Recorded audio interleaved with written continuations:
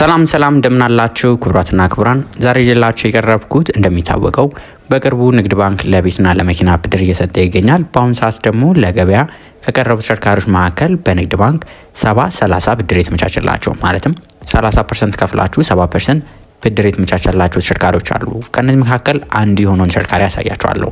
BYD ሶንግ ፕላስ ፕሮ ዲኤምአይ ይባላል። እነዚህ ተሽከርካሪዎች ብድራቸው እንግዲህ ለ5 ዓመት ነው። ኢንተረስታቸው 22% የሆነ ሲሆን እነዚህ ተሽከርካሪዎችም ምን አይነት ተሽከርካሪዎች ናቸው፣ ዋጋቸው ምን ያህል ነው፣ ለምን አይነት አገልግሎት ይሆናሉ የሚሉትን አንድ ባንድ እንመለከታለን። ከዛ በፊት ግን ለዚህ ቻናል አዲስ ከሆናችሁ በዚህ ቻናል ላይ በየዕለቱ ከመኪና ጋር የተገናኙ መረጃዎች ይዘላችሁ ስለምንቀርብ ከመኪና ጋር የተገናኙ መረጃዎች መከታተል ትፈልጉ ከሆነ ሰብስክራይብ ያድርጉ። እንዲሁም ቪዲዮ ሲለቀቅ በቶሎ እንዲደርሰው የደወል ምልክቱን ይጫኑ። BYD ሶንግ ፕላስ ፕሮ ዲኤምአይ የሚባለው ተሽከርካሪ ፕሌጊን ሃይብሪድ የሆነ ተሽከርካሪ ነው። ማለትም ራሳችን ቻርጅ እያደረግ ነው፣ እንዲሁም የነዳጅ ሞተሩ አንድ ላይ በመሆን መጓዝ የሚችል ተሽከርካሪ ነው። ሳይዙ እንደምትመለከቱት ኮምፓክት SUV ይባላሉ። እነዚህ ተሽከርካሪዎች ብዙ ጊዜ የምናገኛቸው ከፍ ያለ ትሪም ሌቭል ላይ ሆነው ነው የምናገኛቸው። ትሪም ሌቭላቸው ከፍ ያለ ነው። እነዚህ ተሽከርካሪዎች ላይ ዲኤምአይ ሃይብሪድ ሲስተማቸው በጣም አድቫንስድ የሆነው ነው። ይህ የሚያስበለው ደግሞ መኪኖቹ በጣም ትንሽ የሆነ ነው ነዳጅ የሚጠቀሙት። በነዳጅ በምናሽከረክርበት ጊዜ ኤሌክትሪክ ሞድ በምናሽከረክርበት ጊዜ መኪኖቹ በጣም ስሙዝ ናቸው።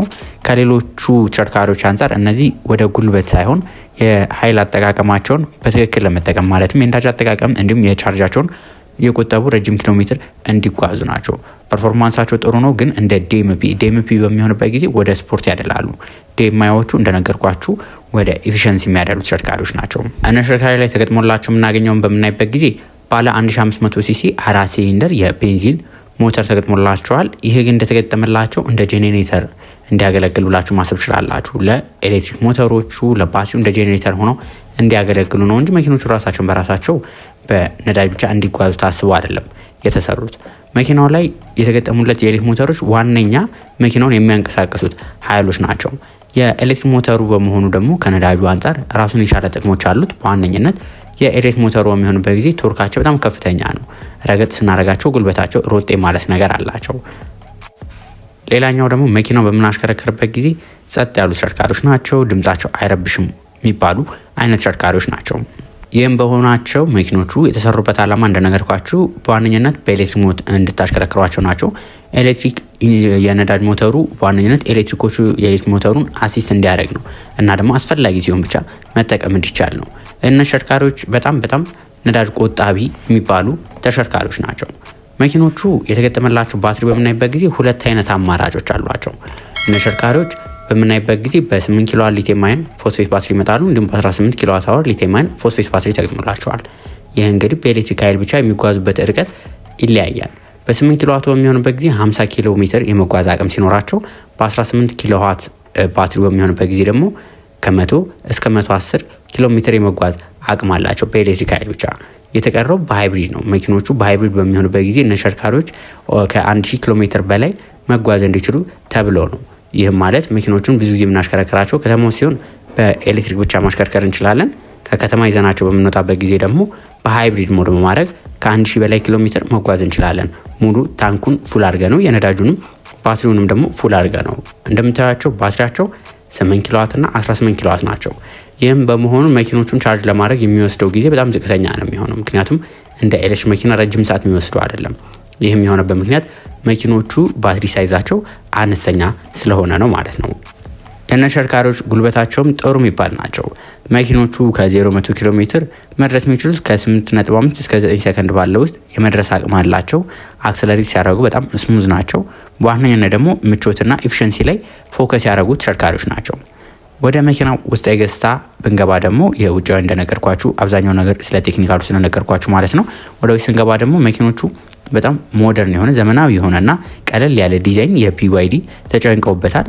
ከውስጥ ስንገባ ደግሞ መኪኖቹ በጣም ሃይ ኳሊቲ የሆኑ ማቴሪያሎች ናቸው የጠቀሙት። ምክንያቱም ከዋጋው አንጻር የተሽከርካሪ የተሻለ ኳሊቲ እንዲኖረው በማሰብ የተሻለ ኳሊቲ ያላቸው ማቴሪያሎች ውስጥ ላይ እናገኛለን። ወደ ኢንፎቴመንት ስክሪን በመጣበት ጊዜ የተሽከርካሪ ላይ ሁለት አይነት ስክሪኖች አሉት። ባለ 12.8 አለ፣ እንዲሁም ባለ 15 ኢንች አለ። ከዚህ በተጨማሪ ደግሞ የBYD ዲሊንክ ኢንፎቴመንት ሲስተም ነው። ኢንፎቴመንት ሲስተሙ ዲሊንክ ኢንፎቴመንት ሲስተም ናቸው። ዲጂታል ኢንስትሩመንት ክላስተር አላቸው፣ ቮይስ ኮንትሮል አላቸው፣ ስማርትፎን ኮኔክቲቪቲ አካተው የቀረቡ ተሽከርካሪ። ሌላኛው ደግሞ መኪኖቹ ኮምፓክት ተደርገው ከመሰራታቸው አንጻር በተለይ መኪናው ከተማ ውስጥ በምናሽከረክርበት ጊዜ ለፓርኪንግ አንቸገርም። ግን ኮምፓክት ነው ስላችሁ የሆነ የሚጨንቅ እንዳይመስላችሁ። ምክንያቱም የኋላ ሌግሩሙ ራሱ ሰፋ ያለ ሌግሩም ያላቸው ተሽከርካሪዎች ናቸው።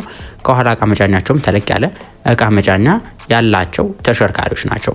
በአደጋ የመከላከል ብቃትም እነ ተሽከርካሪዎች የተመሰከረላቸው ናቸው። ምክንያቱም በዛ ያሉ የአደጋ የመከላከል ፊቸሮችን አካተው ይዘው የቀረቡ ተሽከርካሪዎች ናቸው። እነዚህ መኪኖች ላይ እንደ ስታንዳርድ የምታገኟቸው አሉ፣ እንዲሁም ደግሞ እንደ ትሪም ሌቭላቸው ልዩነት የምታገኟቸው አሉ።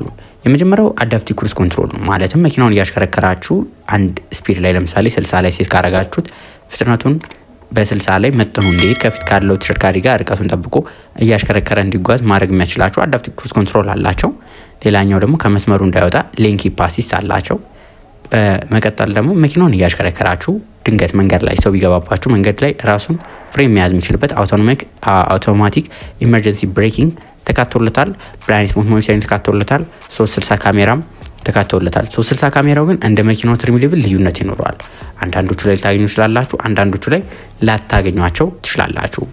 ወደ መኪናው ውጫዊ ገጽታ በምንሄድበት ጊዜ እነ ተሽከርካሪዎች የውጫዊ ገጽታቸው በጣም ቀለል ያለ ገጽታ ያላቸው ከሌሎቹ የቢዋይዲ ሞዴሎች አንጻር ትንሽ ሻርፕ አንክል በዛ ያለባቸው ናቸው። የፊተኛው ገጽታ ላይ እንደምትመለከቱት ኤልኢዲ መብራቶች ይኖራቸዋል። ሃሎጅን ሊኖራቸው ይችላል። ይህ እንደ ትሪም ሌቭሉ ልዩነት ይኖረዋል።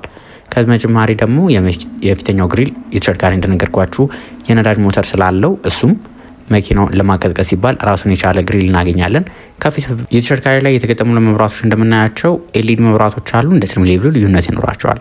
ወደታች ወረድ ስንል ከቢዋይዲ ዋን አፕ ጋር ተቀራራቢ የሆነ ዲዛይን አላቸው። ከስር እንደምትመለከቱት ፓርኪንግ ሴንሰሮች እንዲሁም ካሜራዎች እናገኛለን። የተሽከርካሪ ላይ የተገጠመለት ቸርኬ እንደ ትሪም ሌቭሉ ልዩነት ይኖረዋል። በጣም ትልቅ የሚባሉ አይደለም። 18 እና 19 ኢንች የቸርኬ አማራጭ አላቸው። እነ ተሽከርካሪዎች ላይ ለፊተኛው ቬንቲሌትድ ዲስክ፣ ለኋለኛው ደግሞ ሶሊድ ዲስክ አማራጭ አላቸው። እነ ተሽከርካሪዎች ከጎን ያላቸው ሻርፕ አንግሎች ትንሽ ቀነስ ይላል ከሌሎቹ ቢዋይዲ ተሽከርካሪዎች አንጻር። እንደነገርኳችሁ ስፖኪዎቹ ላይ 360 ካሜራ ሊኖር ይችላል፣ ላይኖር ይችላል። ይህ እንግዲህ እንደ ትሪም ሌቭሉ ልዩነት ይኖረዋል። ከዚህ በተጨማሪ የጎን ካሜራዎቹ ይህን ይመስላሉ። በመቀጠል ደግሞ ወደ ኋላ ስንሄድ የመኪናውም የኋላ ዲዛይን ጥሩ የሚባል ዲዛይን አላቸው። ከሌሎች የቢዋይዲ ተሽከርካሪዎች ላይ ተቀራራቢ ይሆናል። በጣም የተለየ የሚባል ባይሆንም ተቀራራቢ የሆነ ዲዛይን እናገኛለን። እነ ተሽከርካሪዎች ለየትኛው ማህበረሰብ ይሆናሉ ከተባለ እነ ተሽከርካሪዎች የሚሆኑት የሃይብሪድ ተሽከርካሪን ረጅም ርቀት ያለ ሀሳብ መጓዝ እንዲሁም ደግሞ የኤሌክትሪክ ተሽከርካሪዎችን ከፍተኛ ጉልበት የምትፈልጉ ከሆነ በረጅም ጊዜ ደግሞ ወጫቸው ቀነስ የሚል ተሽከርካሪዎች የምትፈልጉ ከሆነ እነ ተሽከርካሪዎች ይሆናችኋል። ከዚህ በተጨማሪ ቢዋይዲ መኪኖችን ደግሞ ሞይንኮ ስፔር ፓርት ስለሚያመጣቸው ከሌሎቹ ተሽከርካሪዎች አንጻር እነ ተሽከርካሪዎች ተመራጭ ያደርጋቸዋል። የእነ ተሽከርካሪዎች አጠቃላይ ዋጋቸው 8 ሚሊዮን ብር ነው። ነገር ግን እነ ተሽከርካሪዎች እንደነገርኳችሁ ብድራቸው ለ5 ዓመት ነው፣ በንግድ ባንክ ነው። ከዚህ በተጨማሪ ደግሞ በዋነኝነት 50-50 እንኳን አይደለም 70-30 ነው። ይህ መሆኑ እጅግ በጣም የተሻለ ያደርገዋል። ስለዚህ መኪኖቹ የተሻለ ዋጋ አላቸው ተብሎ ገበያ ውስጥ ከምናገኛቸው ተሽከርካሪዎች መካከል አንዱ ናቸው።